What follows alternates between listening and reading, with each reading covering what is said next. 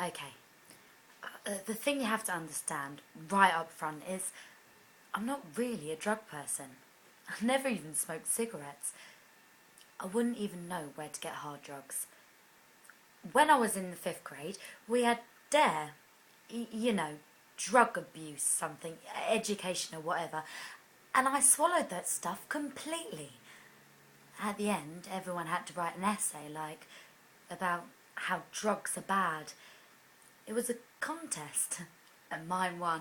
I got to read it out loud for everyone at our little DARE programme graduation assembly, and I wore my DARE to keep kids off drugs t-shirt clear until I was a senior in high school.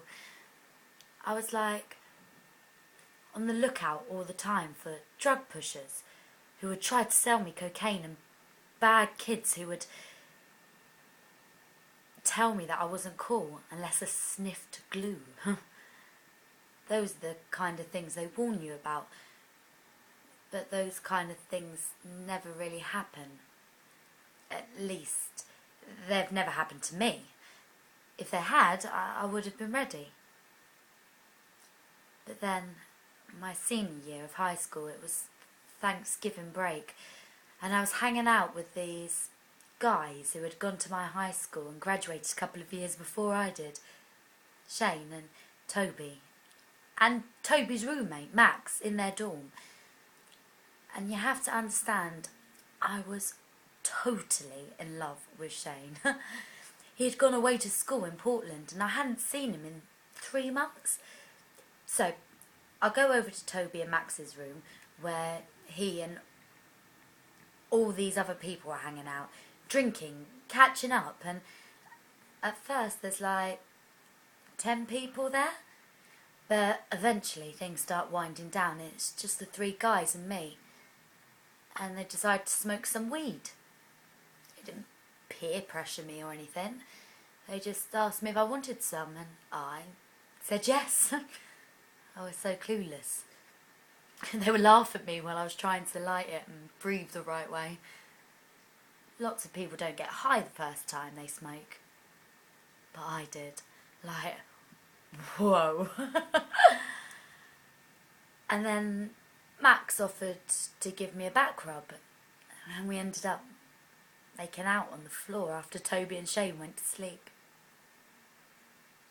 Hey, what can you do? So that's how I discovered that I really like weed. It's like a completely brilliant invention.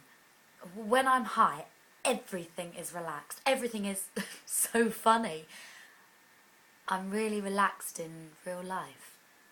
And I feel smart and insightful and so creative. It's like this great little vacation from myself. Anyway, Jodie said that mushrooms were pretty much the same kind of experience, except with some hallucinations. Some hallucinations. Eesh.